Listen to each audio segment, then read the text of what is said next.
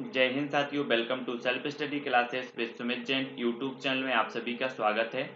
दोस्तों, MP TET या फिर रीट या फिर सीटीईटी एग्जाम की अगर आप तैयारी कर रहे हैं तो आपका जो पर्यावरण का फर्स्ट टॉपिक है परिवार एवं मित्र, उससे संबंधित यहाँ पर हम पढ़ने वाले हैं। कुछ महत्वपूर्ण विस्तृत अध्ययन करेंगे, उसके बाद हम अभ्यास प्रश्नों को जानेंगे। ठीक है, तो आप टेलीग्राम ग्रुप से जुड़ जाएं।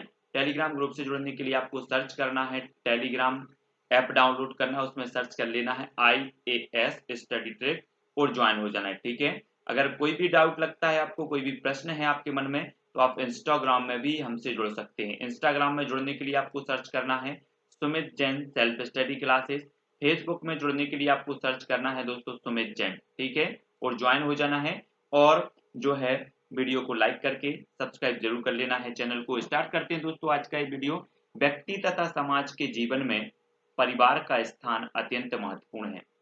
सभी को पता है कि व्यक्ति के जीवन में या फिर समाज के जीवन में, है ना, परिवार का स्थान अत्यंत महत्वपूर्ण है। व्यक्ति के सामाजिक जीवन में सबसे बड़ी भूमिका जो होती है वो किसकी होती है? परिवार की होती है। परिवार ही वह सर्वप्रथम संस्था है जिसमें मनुष्य ने सामूहिक रूप से रहना सीखा। एक तो सामान्य सा प्रश्न यहीं से बनता है दोस्तों कि जो है बालक का प्राथमिक जो स्कूल होता है, पहला जो स्कूल होता है, प्रथम जो पाठशाला होती है, वो क्या होती है? तब आपका बिल्कुल साधारण सा उत्तर होता है परिवार। ठीक है, परिवार ही वह व्यक्ति की वह पाठशाला है जहां से व्यक्ति संस्कारित होता है और जहां से आचरण की सभ्यता सीखता है। ठीक है, संगठित जीवन परिवार से ही प्रारंभ हुआ। समाज की सबसे पहली संस्था क्या है? परिवार है। जब अलग अलग परिवार के सदस्य एक दूसरे के काफी करीब होते हैं, जिसमें कोई विशेष पारिवारिक रिश्ता नहीं होता, तो वे मित्र के अंतर्गत आते हैं। ठीक है, तो देखो यहाँ पर कैसे यहाँ पर बात आ रही है कि परिवार के सदस्य नहीं होते हैं लेकिन वे हमारे क्या होते हैं? करीब होते हैं, तब उन्हें क्या कहा जाता है?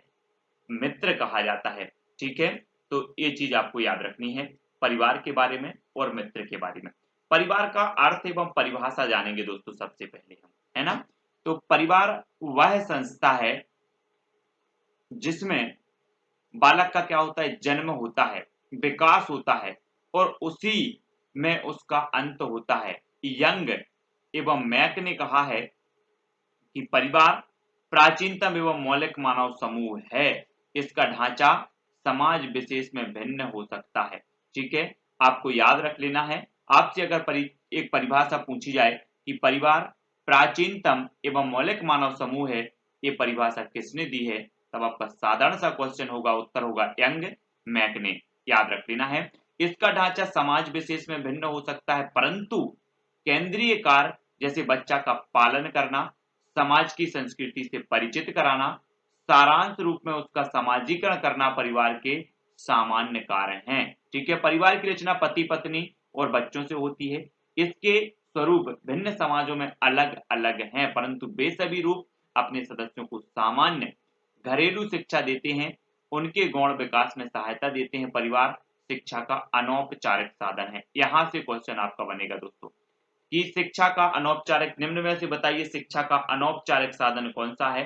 तब आपका बिल्कुल सही आंसर होगा परिवार। ठीक है, या परिवार शिक्षा का किस प्रकार का साधन है? तो आपका उत्तर होगा अनौपचारिक। याद रख लेना यहां से। ठीक है, परिवार शब्द अंग्रेजी भाषा के फैमिली शब्द का हिंदी रूपांतरण है। एक क्वेश्चन यहां से भी बनेगा, आपसे पूछा जाएगा साधारण सा क्वेश्चन कि परिवार शब्द किस भाषा के शब्द फैमिली से बना है या फैमिली का हिंदी रूपांतरण है? तो आपका उत्तर होगा अंग्रेजी। या पूछ लिया जाएगा कि परिवार शब्द अंग्रेजी के किस शब्द का हिंदी रूपांतरण है? तब आपका उत्तर होगा फैमिली। ठीक है, तो फैमिली शब्द की उत्पत्ति लैटिन भाषा के फैमुलस फैमुलस नामक शब्द से हुई है, जिसका अर्थ है नौकर। जिसका अर्थ क्या होता है? नौकर। लेकिन इस अर्थ में परिवार का अर्थ नहीं लगाया जाता।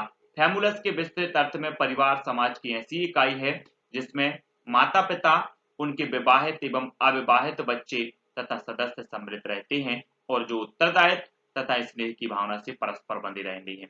तो आपको याद रख लेना है दोस्तों, यहाँ से आपका सीधा सा फैमिली के बारे में क्वेश्चन बनेगा। ठीक है, और पूछा जाएगा कि फैमिली शब्द की व्युत्पत्ति जो है लैटिन भाषा के किस शब्द से हुई है? तो फैमुलस से हुई है। ठीक है, तो अगर आपसे पूछा जाएगा कि फैमिली शब्द की व्युत्पत्ति फैमुलस से हुई है, जो किस भाषा का शब्द है फैमुलस, तब आपका उत्तर होगा लैटिन भाषा का। तो कई प्रकार के यहाँ से क्वेश्चन पूछे जाएंगे, तो आपको तैयार रहना है। ठीक है, रेमंड के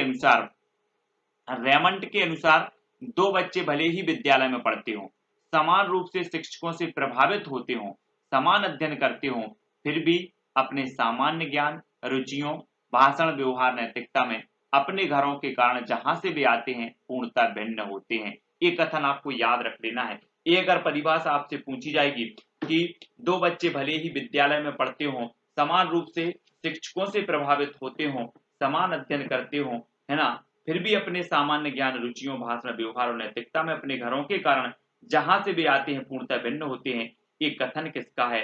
तब आपका बिल्कुल सीधा सा आंसर होगा रेमंड का। ठीक है, मैकाइवर एवं पेज के अनुसार परिवार वह समूह है जिसमें स्त्री पुरुष के यौन संबंध पर्याप्त निश्चित होते हैं और इनका साथ इतनी देर तक रहे जिसमें संतान उत्पन्न हो एवं उनका पालन पोषण हो। ये किसने कहा है? मैकाइवर एवं पेज ने कहा है।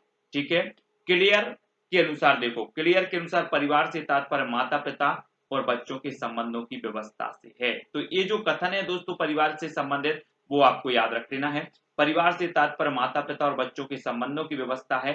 एक कथन किसका है? तो क्लियर का है। ठीक है, अब डॉकर मैन का देखेंगे, परिवार वह समूह है जिसमें पुरुष ग्रह पति होता है, उसकी स्त्री या स्त्रियों और उसके बच्चों को मिलाकर बनता है और इनमें कभी कभी एक या अधिक अविवाहित पुरुष भी होते हैं। तो यहां से आपके लगभग इतने टॉपिक में हमने 10 प्रश्नों पर चर्चा की है दोस्तों। ये जो प्रश्न हमने बताए हैं वो आपको याद रख लेना है। ठीक है, और जो अभ्यास होगा उसमें ये प्रश्न पूछे जाएंगे, तो ये चीज याद रखना है।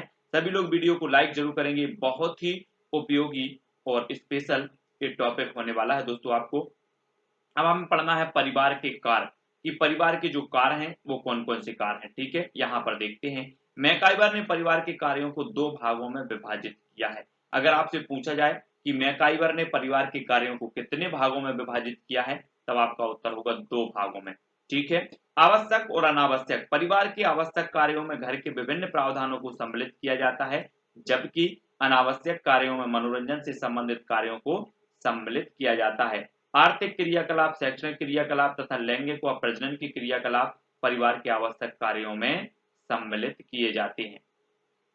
ऑगबर्न और निमकॉफ ने पारिवारिक कार्यों को 6 वर्गों में विभक्त किया है। आर्थिक, प्रकृत्यात्मक, रक्षात्मक, आनंदपद, धार्मिक और शैक्षणिक क्रियाकलाप। ये 6 पदों में जो है 6 वर्गों में विभक्त किया है। किसने किया है? ऑगबर्न और निमकॉफ ने। तो ये दोनों आपको याद रख लेना। अगर आपसे क्वेश्चन आएगा कि ऑगबर्न और निमकॉफ ने परिवार के जो कार्य बताए हैं वो कितने बताए हैं या कार्यों को कितने वर्गों में रखा, तब आपका सीधा सा उत्तर होगा 6 वर्गों में। ठीक है, लुंडबर्ग ने परिवार के 4 प्रमुख जो है मूलभूत क्रियाकलाप बताए। कौन कौन से?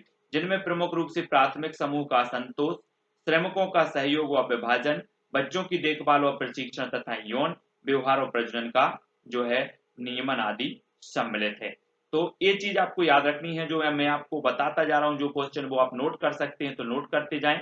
और एक क्वेश्चन बहुत ही महत्वपूर्ण है। परिवार की विशेषताएं देख लेते हैं दोस्तों। अब हम परिवार की अनेक विशेषताएं होती हैं जो निम्नलिखित हैं। एक तो वंशानुगत संबंध, पारिवारिक सदस्यों के बीच वंशानुगत संबंध होते हैं तथा कुछ विशिष्ट गुण एक पीढ़ी से दूसरी पीढ़ी में को प्राप्त होते हैं। ठीक है, सामाजिक संस्था, परिवार सामाजिक संस्था की मौलिक इकाई के रूप में कार्य करता है। ठीक है, आर्थिक व्यवस्था, पारिवारिक सदस्य अपने सभी सदस्यों की आर्थिक स्थिति को बेहतर करने के लिए वित्त की व्यवस्था करते हैं। ठीक है, वैवाहिक अनिवार्यता, यानी कि परिवार से में संतानोत्पत्ति एवं विवाह की अनिवार्यता होती है। विवाह संबंध परिवार के वंश की वृद्धि के लिए उत्तरदायी होता है। सामाजिक सुरक्षा की मूलभूत इकाई, परिवार अंग के रूप में सभी सदस्य सुरक्षित महसूस करते हैं जो उनके विकास के लिए महत्वपूर्ण है। तो आपको यहाँ पर याद रख लेना है, निम्न में से बताइए परिवार की कौन सी विशेषता है या फिर नहीं है। तो वंशानुगत संबंध, सामाजिक संस्था, आर्थिक व्यवस्था, वैवाहिक अनिवार्यता, है ना, सामाजिक सुरक्षा की मूलभूत इकाई, ये इनकी विशेषताएं आपको याद रखनी है। हमें देखना है दोस्तों परिवार का वर्गीकरण। ठीक है, परिवार को आकार की दृष्टि से 2 भागों में बांटा गया। अब आपसे सीधा सा यहाँ से एक क्वेश्चन बनेगा कि आकार की दृष्टि से परिवार को कितने भागों में बांटा गया, तब आपका उत्तर होगा संयुक्त परिवार और एकल परिवार। ठीक है, ये चीज आपको याद रखनी है ना। संयुक्त परिवार की सबसे पहले बात कर लेते हैं। तो प्राचीन काल से ही भारतीय सामाजिक जीवन का मुख्य आधार संयुक्त परिवार ही है। संयुक्त परिवार में 2-3 पीढ़ियों के सदस्य शामिल रहते हैं और ये एक दूसरे से संपत्ति, आय तथा पारस्परिक अधिकार एवं कर्तव्यों से जुड़े रहते हैं। ठीक है, और देख लेते हैं इसके बारे में। संयुक्त परिवार में माता पिता, पुत्र पुत्री, भाई बहन, पुत्र वधू एवं उनके बच्चे, चाचा चाची, दादा दादी आदि एक साथ एक ही घर में रहते हैं। अतः संयुक्त परिवार का आकार बड़ा होता है। सदस्यों का एक दूसरे के प्रति असीमित उत्तरदायित्व होता है। ठीक है, सर्वाधिक आयु वाला व्यक्ति परिवार का मुखिया होता है और मुखिया की प्रत्येक सदस्य के लिए आवश्यकता अनुसार धन का व्यय सम्मिलित धन से करता है। संयुक्त परिवार के गुण, आपसे क्वेश्चन पूछा जाएगा निम्न में से बताइए कौन सा संयुक्त परिवार का गुण नहीं है। तो याद रख लेना है आपको, कार्य विभाजन की व्यवस्था, सामाजिक जीवन का विकास, सामाजिक सुरक्षा, बचत के लिए अनुकूल, सामान्य हितों की रक्षा, पारिवारिक परंपराओं की रक्षा, पारिवारिक धन का समान वितरण, बच्चों का समुचित पालन पोषण, देखभाल एवं विकास, बुजुर्गों के ज्ञान, अनुभव, उपदेश एवं निर्देश आदि का लाभ। ये क्या माने जाएंगे? ये संयुक्त परिवार के गुण माने जाएंगे। तो ठीक है, यहां से क्वेश्चन आपका बन सकता है। अब संयुक्त परिवार के दोष भी हैं। ठीक है, तो संयुक्त परिवार के दोष निम्नलिखित हैं दोस्तों। व्यक्तित्व के विकास के लिए स्वतंत्र अवसर का अभाव, व्यक्तित्व के विकास के लिए स्वतंत्र अवसर का अभाव रहता है संयुक्त परिवार में, एक दोष हो गया। दूसरा है पारस्परिक दोष, कलह एवं संघर्ष रहता है इसमें, है ना। सामान्य निर्धनता, आवश्यकता पूरी होते रहने के कारण अधिकांश सदस्यों का आलसी होना। ठीक है, कठोर नियंत्रण, ये संयुक्त परिवार के कुछ गुण हैं तो कुछ दोष भी हैं। आपसे सीधा सा क्वेश्चन पूछा जाएगा दोस्तों, निम्न में से बताइए कौन सा संयुक्त परिवार का गुण है, कौन सा संयुक्त परिवार का दोष नहीं है या फिर है। ठीक है, नेक्स्ट देखें एकल परिवार। एकल परिवार, एकल परिवार का स्वरूप लघु होता है। एकल परिवार का स्वरूप कैसा होता है? लघु होता है। ठीक है, संयुक्त परिवार के विघटन के कारण ही एकल परिवार का जन्म हुआ। एकल परिवार में पति पत्नी तथा उनके बच्चे, अविवाहित बच्चे रहते हैं। ठीक है, एकल परिवार के गुण देख लो दोस्तों। एकल परिवार के गुण निम्नलिखित हैं। व्यक्तित्व की स्वतंत्र विकास का अवसर, कलह की संभावना बहुत कम, गृह संचालन में स्वतंत्रता, पारिवारिक कुरीतियों का अभाव या फिर पति पत्नी के बीच मधुर संबंध। तब आपसे एक साधारण सा क्वेश्चन आएगा, निम्न में से बताइए कौन सा एकल परिवार का गुण है। तो आपको ये याद रख लेना है। ठीक है, एकल परिवार के जो गुण हैं इनको। तब दोस्तों हमने एकल परिवार के गुण पढ़े, तो हमें दोष भी यहाँ पर पढ़ना है। एकल परिवार के दोष निम्नलिखित हैं।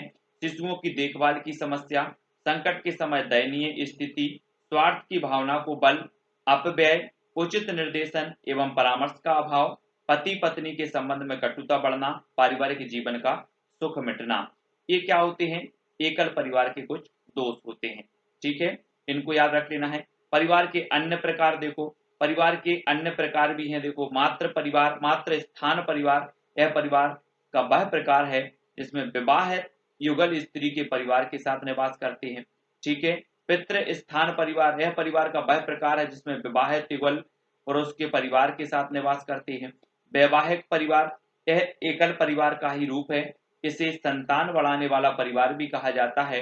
यह वह परिवार होता है जो एक के बाद एक के विवाह के बाद बनता है। ठीक है, ये वैवाहिक परिवार हो गया। समरक्त संबंधी परिवार, यानी कि यह भी संयुक्त परिवार का ही एक रूप है। इसको अभिविन्यास परिवार भी कहा जाता है। इसमें समान रक्त समूह के लोग सम्मिलित होते हैं क्योंकि इनकी उत्पत्ति एक ही रक्त से होती है। तो समरक्त संबंधी विवाह परिवार हो गए। ठीक है, आनुवांशिकता और रक्त समूह है। दोस्तों, आनुवांशिकता के जो जनक हैं वो ऑस्ट्रिया के ग्रोगेर जान मेंडल हैं। यहां से एक क्वेश्चन आपका हमेशा बनता है, पूछा जाता है अनुवांशिकता के जनक कौन माने जाते हैं। तो आपका उत्तर होगा ग्रेगोर जान मेंडल। ठीक है, अब जान मेंडल कहाँ के हैं? तो आपका उत्तर होगा ऑस्ट्रेलिया के। तो यहाँ से दो क्वेश्चन आपके कंप्लीट होते हैं। जिनका जन्म हुआ था 1822 ईस्वी में, उन्होंने मटर के पौधे पर प्रयोग करके आनुवांशिकता का पता लगाया। तो यहाँ से जान मेंडल ने, आनुवांशिकता के जनक जॉन मेंडल ने किस पर प्रयोग किया था? तो मटर के पौधे पर किया था। ये क्वेश्चन भी यहाँ से बनता है, ठीक है। मानव रुधिर वर्ग की खोज लैंडस्टीनर ने की थी, ये क्वेश्चन भी याद रख लेना है। आपसे पूछा जाएगा कि मानव रुधिर वर्ग की खोज किसने की, तो लैंडस्टीनर ने की थी। मानव रुधिर को 4 समूहों में बांटा जाता है। ये रक्त समूह माता पिता के रक्त समूहों से प्रभावित होता है। 4 रक्त समूह हैं, ए, वी, ए बी तथा ओ, ठीक है। ये 4 रक्त समूह हैं, ठीक है। मनुष्य में प्रचलित 4 प्रकार के रक्त समूह का वर्णन निम्नलिखित है, देख लेते हैं इनका वर्णन, ठीक है। तो यहाँ पर दोस्तों रक्त समूह दिया है, यहाँ माँ का, यहाँ बाप का और यहाँ बच्चा का, कि कितनी परसेंट जो है संभावना रहती है इसकी। जैसे अगर बात करें कि माँ का अगर ए है, ब्लड ग्रुप ए है और पिता का भी ए है, तो 66% जो है काय की रहेगी, बच्चे की ए ही होगा, 33% रहेगी कि ओ होगा, ठीक है। इस प्रकार से अगर माँ का ए है और पिता का बी है तो 25% संभावना ओ की, 25% बी की, 25% ए बी और 25% ओ की रहेगी, ठीक है। ये याद रख लेना है। माँ का ए है और पिता का ए बी है तो 33% ए की रहेगी, 50% बी की और 33% रहेगी ए बी की। आपसे सामान्य सा क्वेश्चन पूछा जाता है दोस्तों कि एक माँ का ब्लड ग्रुप ए है और पिता का ब्लड ग्रुप भी ए है, तो बच्चे की जो है ब्लड ग्रुप ओ होने की संभावना कितने प्रतिशत होगी, तब आपका उत्तर होगा 33%। तो ये चीज भी आपको याद रखनी है, यहां से भी आपका एक क्वेश्चन पूछा जा सकता है, ठीक है। तो अगर बी और बी है तो बी का 66% इसकी संभावना है, ओ की 33% है, ठीक है। बी और ए बी है तो ए की 33% और बी की 33% और ए बी की भी 33%। तो इस प्रकार से जो है इसकी संभावना अलग अलग होती है। परिवार का महत्व तो देख लेते हैं दोस्तों। परिवार के महत्व को हम निम्न प्रकार से देख सकते हैं। परिवार ही वह प्रासंगिक स्थान है जहां सर्वप्रथम बालक का समाजीकरण होता है। परिवार के बड़े लोगों का जैसा आचरण और व्यवहार होता है, बालक भी वैसा ही आचरण और व्यवहार करने का प्रयत्न करता है, ठीक है। परिवार की सामाजिक स्थिति भी बालक के सामाजिक विकास को प्रभावित करती है। माता पिता के स्वास्थ्य और शारीरिक रचना का प्रभाव उनके बच्चों पर भी पड़ता है। यदि वे रोगी और निर्बल हैं तो ऐसी संभावना होती है कि उनके बच्चे भी वैसे ही हो सकते हैं। स्वस्थ माता पिता की संतान का भी स्वस्थ शारीरिक विकास होता है। बालक के स्वाभाविक विकास में वातावरण के तत्व सहायक होते हैं। बालक को सही वातावरण उपलब्ध करवाने की जिम्मेदारी उसके परिवार की होती है। बालक की नियमित दिनचर्या का प्रभाव उसके शारीरिक विकास पर पड़ता है और इसे नियमित करने की जिम्मेदारी भी परिवार की होती है। बालक के उचित शारीरिक विकास में उसे अपने परिवार से प्राप्त प्रेम एवं सुरक्षा की भावना का भी अहम योगदान होता है। बालक के समुचित शारीरिक विकास हेतु खेल एवं व्यायाम के लिए समुचित सुविधाएं एवं समय उपलब्ध करवाने की जिम्मेदारी भी किसकी होती है, परिवार की होती है।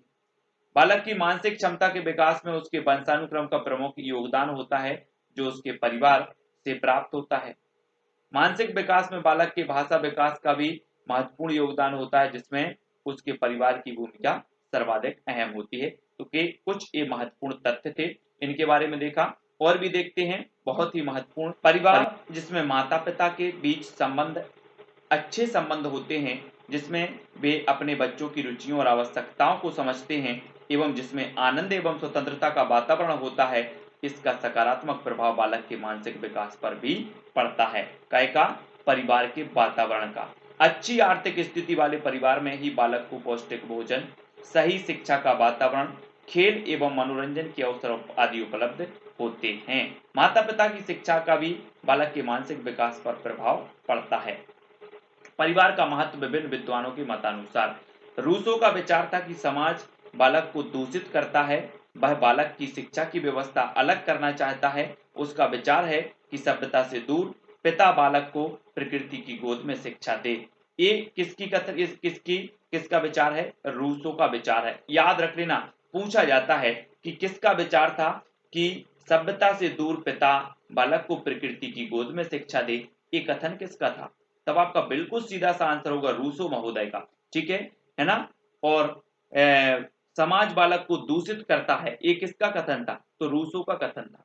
तो ये कथन आपको याद रख लेना। पेस्टोलॉजी का देख लो, पेस्टोलॉजी शिक्षा के अनौपचारिक साधन के रूप में जो है शिक्षा को महत्व देती है।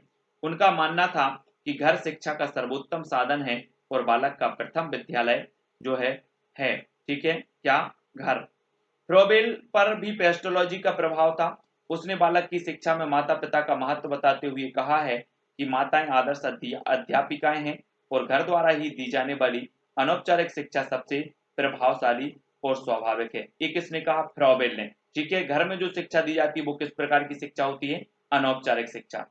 ठीक है, मॉन्टेसरी, श्रीमती मॉन्टेसरी ने बालक की शिक्षा में घर का महत्वपूर्ण योगदान अनुभव किया। उसने विद्यालय को बचपन का घर कहा। मोस्ट इंपोर्टेंट है दोस्तों, याद रख लेना। अगर आपसे पूछा जाएगा कि विद्यालय को बचपन का घर किसने कहा, तो वो कहा मॉन्टेसरी ने। ठीक है, यहाँ से कई प्रकार के क्वेश्चन आपके बनते हैं और भी देखते हैं महत्वपूर्ण टॉपिक। तो दोस्तों अभी तक हम क्या पढ़ रहे थे? परिवार के बारे में। अब हम पढ़ेंगे मित्र के बारे में। हमने सबसे पहले पढ़ा था कि जो हमारे परिवार का सदस्य नहीं है, हमारे रिश्तेदारों में से भी नहीं है, लेकिन हमारा बहुत करीबी है, वो क्या कहलाता है? मित्र कहलाता है। ठीक है, बालक के कार्यों में उसका सहयोग करने वाला अथवा उसके साथ खेलने वाला बालक उसका मित्र कहलाता है।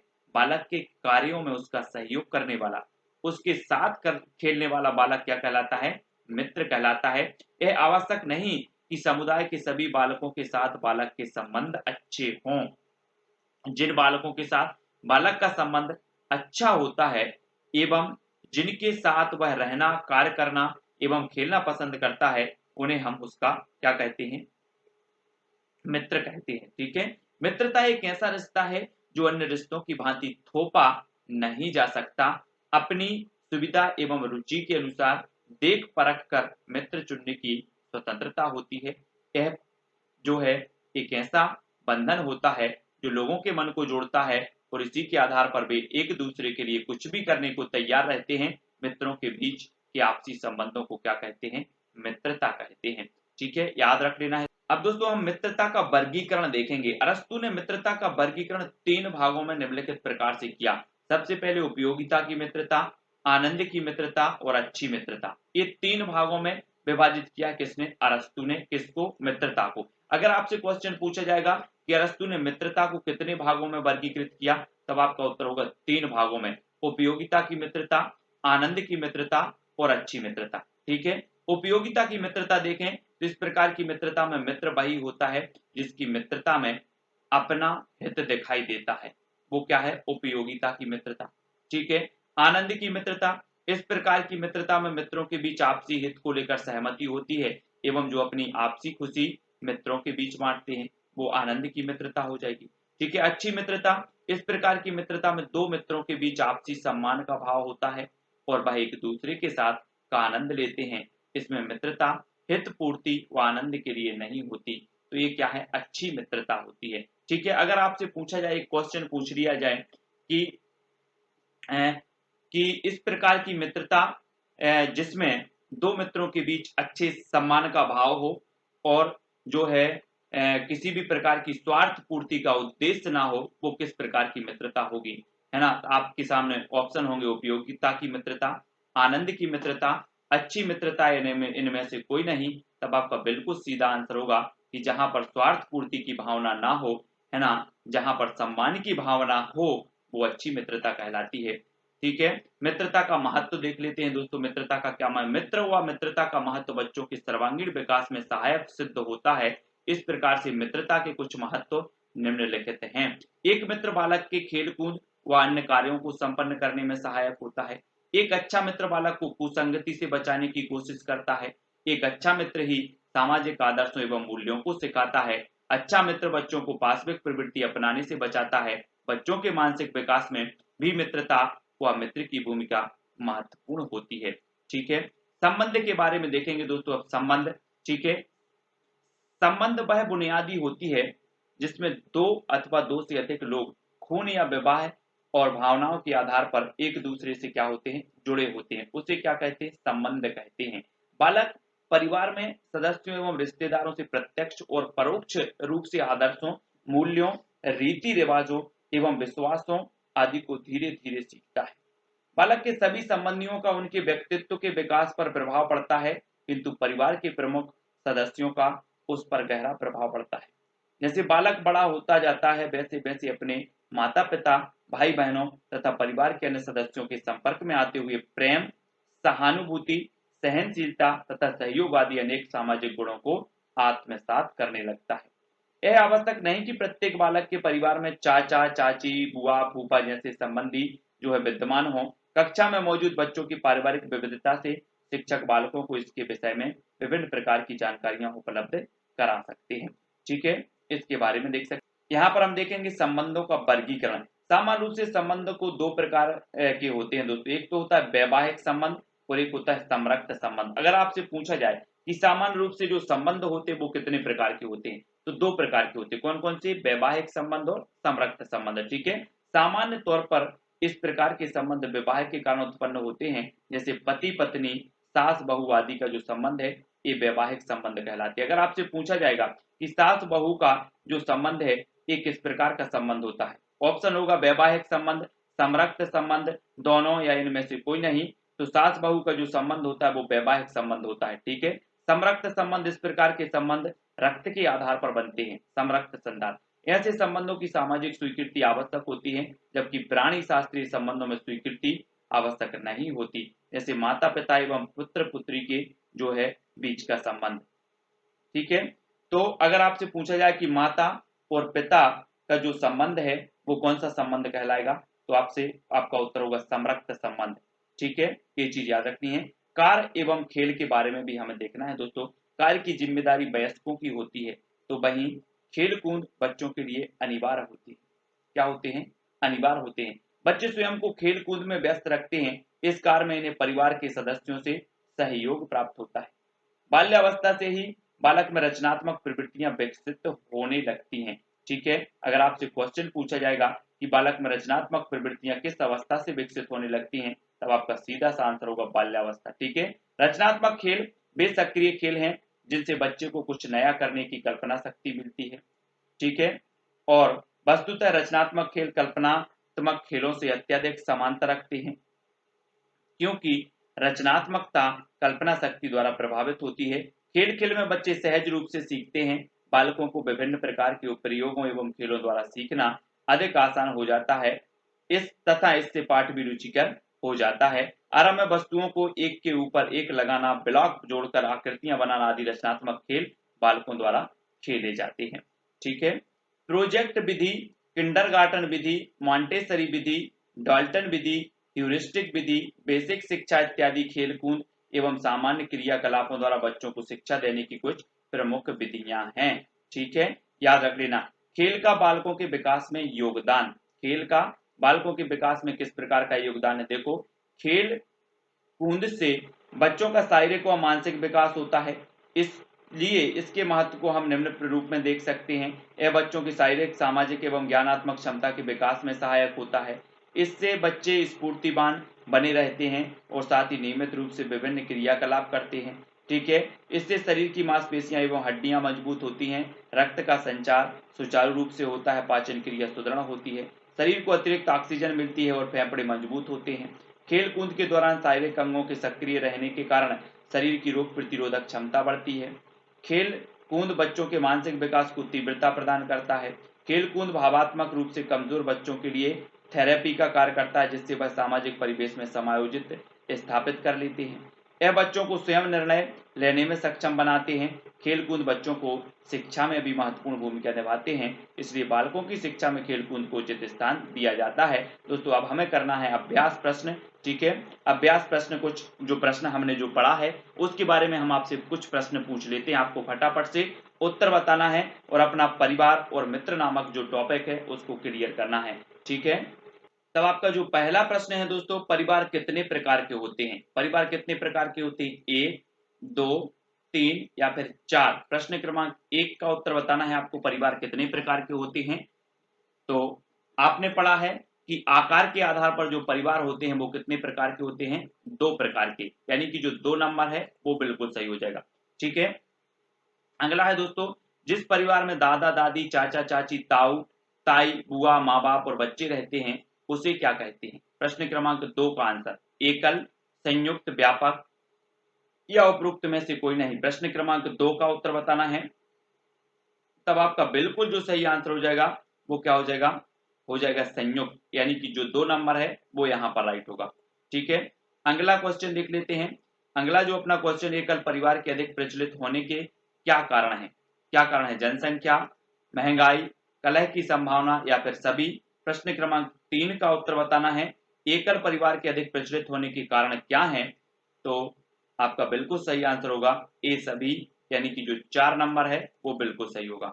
ठीक है, किसी परिवार को दर्शाया जाता है पारिवारिक वृक्ष से, पारिवारिक वार चार्ट से, पारिवारिक पाई चार्ट से या किसी से भी। तो 4 का उत्तर लिखें जल्दी से। किसी परिवार को दर्शाया जाता है तो किससे? पारिवारिक वृक्ष से।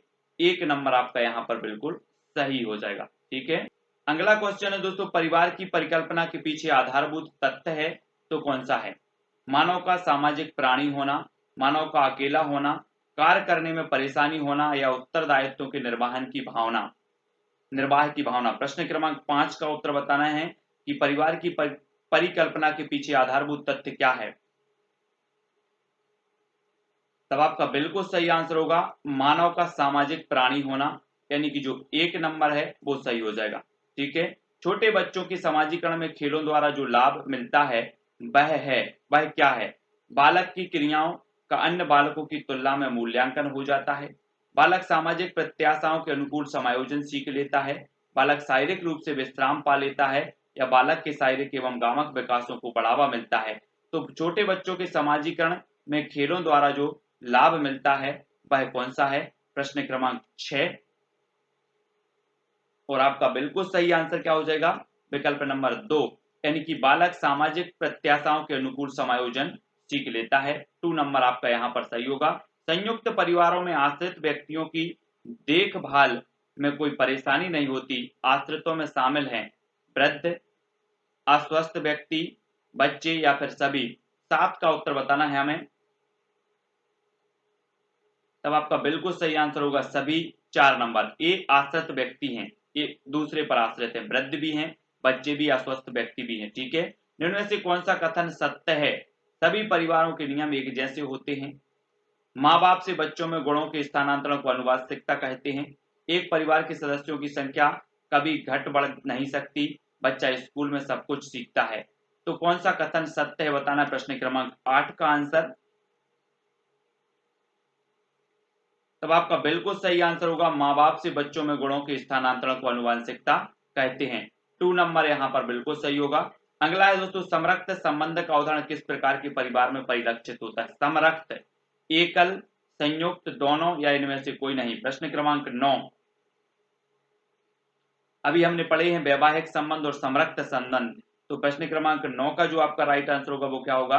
दोनों, 1 और 2 दोनों हो जाएंगे। ठीक है, अगला है दोस्तों, अनुज कक्षा 4वीं में पढ़ता है, सुमित उसका बहुत अच्छा मित्र है, यदि वह उसकी सहायता करता है प्रदर्शन में, सुख दुख में या फिर उचित अनुचित में या इन सभी में। प्रश्न क्रमांक 10 का आंसर बताना है। तो आपका बिल्कुल सही आंसर होगा इन सभी में, 4 नंबर। ठीक है, विद्यालय परिसर में छात्रों को खेलकूद की क्रियाओं में भाग लेना आवश्यक है, क्यों लेना आवश्यक है? इससे छात्रों की अपनी सृजनात्मक क्षमता का विकास होगा, इससे छात्रों में स्वस्थ संवेगों का विकास होगा, छात्रों का शारीरिक विकास उचित ढंग से हो सकेगा या उपरोक्त सभी। 11 का आंसर हमें बताना है।